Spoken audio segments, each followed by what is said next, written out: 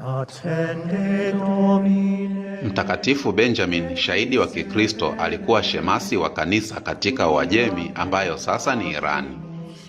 Wakati wa utawala wa mfalme wa Uajemi Sapo wa pili karne ya 4, Wakristo waliteswa na Benjamin alikamatwa kwa ajili ya imani yake. Alifungwa gerezani mwaka mzima ili aache kuhubiri Injili, lakini hakuweza kukubali sharti hilo. Aliteswa na mwishowe kuuawa kwa kukataa kukana imani yake ya Kikristo. Uthabiti na ujasiri wake mbele ya mateso ulimfanya kuwa alama ya utii kwa Mungu.